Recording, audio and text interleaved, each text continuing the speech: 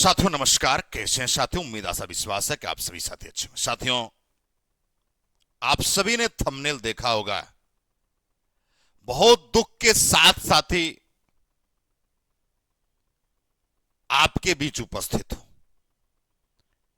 Thumbnail में स्पष्ट लिखा गया, क्या आईटीआई करना गुनाह है? आईटीआई के साथी जागो। ऐसा इसलिए कहा जा रहा है साथियों, क्योंकि आप देख सकते हैं जो मौजूदा हालात है। पिछली बार जब ग्रुप डी की बहाली आई थी, उसमें कहा गया था कि आईटीआई रहेगी। फिर जब छात्रों का आंदोलन हुआ कि पहले आपने इन्फॉर्म क्यों नहीं किया, तो सरकार वापस ले ली थी। लेकिन सरकार इस बात से आश्वस्त करी थी कि अगली वैकेंसी में आईटीआई लागू रहेंगे। जब अगली बहाली आई 24 में, तो ग्रुप डी से आईटीआई गायब और सीट इतने कम जिसकी आप संभावना नहीं कर सकते थे। सीट इतने कम में कैसे सरकार चलेगी? यह बात आप सबको सोचने की जरूरत है साथियों, क्योंकि जब आईटीआई की बात हुई थी, बहुत सारे बच्चों ने लोन लेके, कर्ज लेके, पैंचा उधार, कोई आदमी हो सकता है खेत गिरवी रखा हो, कोई सोना गिरवी रखा हो, क्योंकि आईटीआई करने वाले बच्चे गरीब परिवार से आते हैं, अमीर परिवार से नहीं आते हैं। और ग्रुप डी के बच्चों के साथ अन्याय हो रहा है। लेकिन सभी जो भी शिक्षक आईटीआई वाले बच्चों को पढ़ाते हैं, हम उनसे नम्र निवेदन करेंगे कि आप आईटीआई वालों के साथ आइए। नॉन आईटीआई वैकेंसी भी होनी चाहिए, लेकिन ग्रुप डी में इतनी कम सीट में काम नहीं चलने वाला है। और ज्यादातर तो ग्रुप डी उस सीटों को हटा रही है जो नॉन आईटीआई वाले थे। नॉन आईटीआई वाले जिस पद पर जाते थे, उस सीटों को सरकार प्राइवेटाइजेशन कर चुकी है।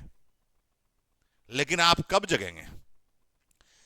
अगर आईटीआई करना गुनाह है, तो आप स्पष्ट नोटिस जारी कीजिए माननीय प्रधानमंत्री जी, माननीय रेल मंत्री जी। अगले दिन से बच्चा आईटीआई करना छोड़ देगा। लेकिन आपने कहा था, मुझे याद है, कि आईआईटी वाले नहीं, आईटीआई चाहिए हमें। यह नरेंद्र मोदी जी का कहना था। हमें आईटीआई वाले स्किल्ड लोग चाहिए, जिससे हम देश की प्रगति। अरे क्या खाक प्रगति करिएगा आप? जब इसके हक अधिकार को छीना जा रहा है, लोग आवाज उठा रहे हैं। हम लोग लगातार लंबे समय से आवाज उठा रहे हैं, और भी शिक्षक आवाज उठा रहे हैं। कुछ शिक्षक दुम दाब के बैठे हैं। उन शिक्षकों से भी कहेंगे, साथी हमारे हैं, दोस्त हमारे हैं, मित्र हैं, शिक्षक हैं, इसलिए आपका गुरुवर सम्मान है। और हम कहेंगे आपसे कि आईटीआई वालों के साथ आइए। सरकार यदि गलत कर रही है, तो आप उसके अधिकार के लिए आपको आवाज उठानी पड़ेगी, क्योंकि आप कुछ भी पैसे कमाते हैं, इन छात्रों से कमाते हैं। हमारी मूल पूंजी हमारे छात्र, हमारे स्टूडेंट्स हैं। तो जब मूल पूंजी हमारा छात्र है और छात्र का आवाज हम नहीं बनेंगे, तो भाई हमारा जीना भी धिक्कार है। तो जो भी बच्चे ग्रुप डी की तैयारी कर रहे हैं, क्या आपको नहीं लगता है ग्रुप डी में सीटें बढ़ानी चाहिए?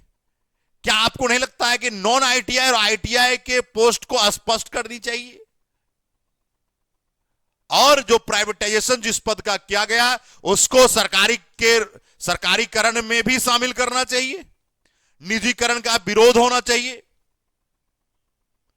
अगर आप सभी लोग सहमत हैं, तो अपनी राय जरूर दीजिएगा साथियों। और हम जितने भी भारत में शिक्षक हैं, जितने भी छात्र नौजवान हैं, उन सब से मेरा हाथ जोड़ के विनती है, मेरे भाई, पहले मैं आपका भाई हूं, तब एक शिक्षक हूं। हम आपकी कष्ट को समझते हैं। हमने देखा यार नजदीकियों से, बच्चों को रहने के लिए पैसे नहीं है, पढ़ाई करने के लिए पैसे नहीं। हम लोग तो एकदम मिनिमम फी में बच्चों को पढ़ाते हैं यार, मिनिमम से मिनिमम फी में पढ़ा देते हैं। इसलिए कि बच्चा कल हो सकता है कि अच्छा करेगा, नौकरी प्राप्त करेगा, घर की स्थितियां बदलेगी। हमें उस घर में दिया जलाना जहां सदियों से अंधेरा है साथियों।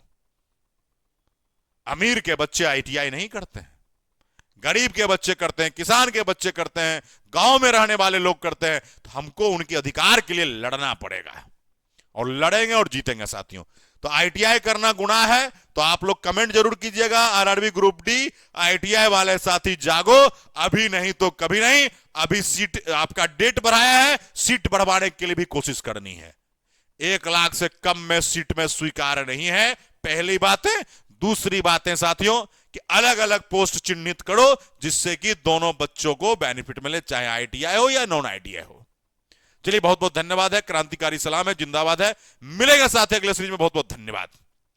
और आपका राय आमंत्रित है, जरूर आप कमेंट करके बताइएगा। बहुत बहुत धन्यवाद।